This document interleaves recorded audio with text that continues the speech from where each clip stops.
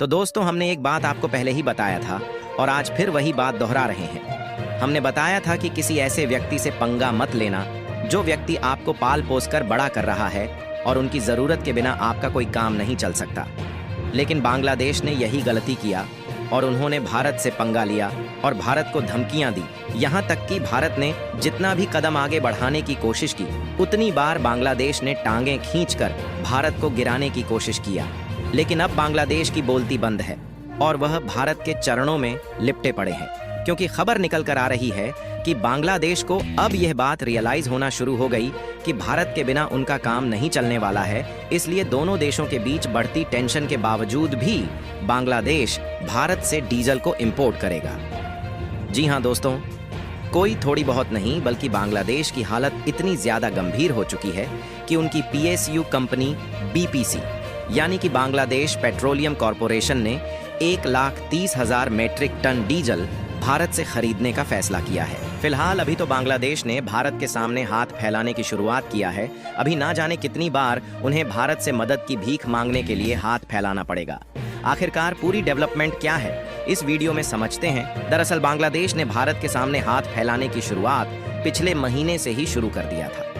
सबसे पहले इन्होंने पिछले महीने में भारत से 50,000 टन चावल की मांग की ताकि भारत इन्हें चावल का एक्सपोर्ट करे और उनके द्वारा अपनी जनता का पेट भरा जा सके। लेकिन उसके कुछ दिन पहले इन्होंने यह फैसला खुद अपने आप लिया था कि यह खाने पीने की वस्तुएं भारत से नहीं बल्कि ज्यादातर पाकिस्तान जैसे देश से इंपोर्ट करेंगे और बाकी की जो जरूरत की वस्तुएं हैं यह तुर्की से खरीदेंगे। अगर आपको नहीं मालूम तो याद दिला दे कि बांग्लादेश इस हद तक गिर गया कि उन्होंने न सिर्फ आलू और प्याज जैसी खाने पीने की जरूरत की वस्तुओं को पाकिस्तान से खरीदने का फैसला लेकर भारत को उकसाकर बढ़ रहे तनाव के बीच आग में घी डालने का काम किया।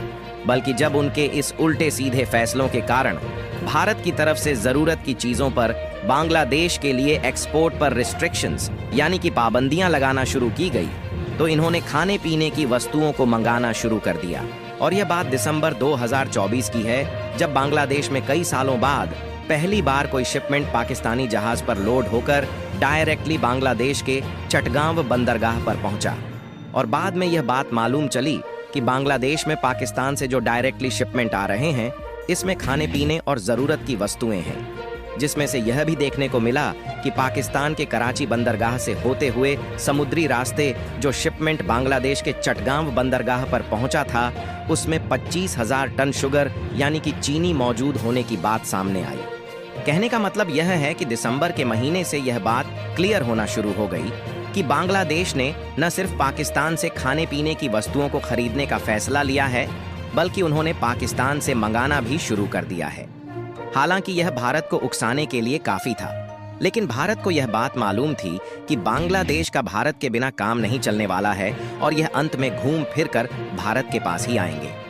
और अच्छी बात यह है कि भारत ने जैसा सोचा था बांग्लादेश के साथ वैसा ही हुआ और बांग्लादेश ने पिछले महीने ही भारत के सामने घुटने टेक दिए और भारत के चरणों में झुककर गिड़गिड़ाने लगे कि भारत उन्हें 50,000 टन चावल का निर्यात करे ताकि वह अपनी जनता का पेट भर सके। क्योंकि उन्होंने पाकिस्तान से खाने पीने की वस्तुएं मंगाना तो शुरू कर दिया, लेकिन पहले शिपमेंट में ही जब ट्रांसपोर्टेशन कॉस्ट का बिल इनके सामने आया तो मोहम्मद यूनुस की आंखें फटी की फटी रह गईं। क्योंकि दूरी ज्यादा होने के कारण ट्रांसपोर्टेशन कॉस्ट बढ़ने से यकीनन इनके लिए खाने पीने की वस्तुओं को पाकिस्तान से मंगाना 1.5 या 2 गुना ज्यादा लागत पर मिल रही थी।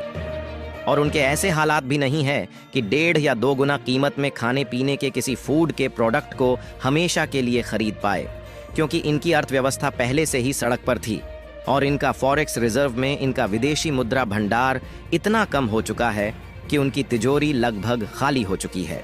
फिलहाल बांग्लादेश के द्वारा भारत के सामने राइस इंपोर्ट के लिए कई बार हाथ फैलाने के बाद भारत भी मेहरबान हो गया और लगभग 2 लाख टन चावल का एक्सपोर्ट किया। और भारत की तरफ से बांग्लादेश को चावल एक्सपोर्ट करने के 2 बहुत बड़े रीजन हैं।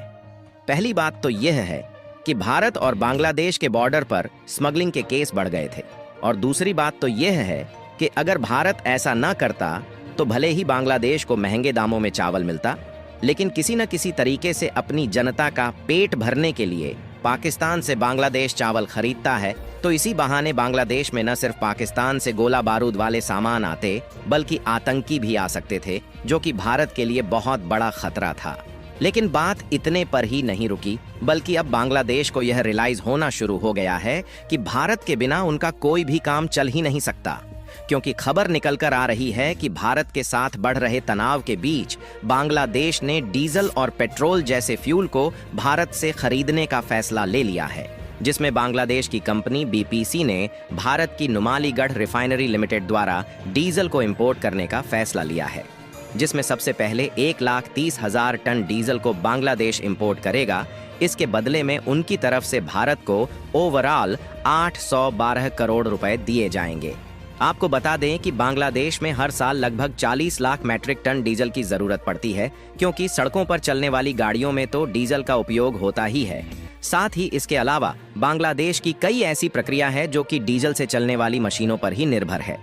लेकिन बांग्लादेश की जो स्थानीय रिफाइनरीज है, वह कुल जरूरत का केवल 20% आयल ही रिफाइंड करके डीजल और पेट्रोल जैसे उपयोगी फ्यूल में कन्वर्ट कर पाती है, जबकि 80% आयल बांग्लादेश को भारत के द्वारा ही एक्सपोर्ट किया जाता है। और इसी एक्सपोर्ट को बढ़ाने के लिए भारत के द्वारा बांग्लादेश में डीजल की पाइपलाइन और भी ज्यादा बिछाई जा रही थी।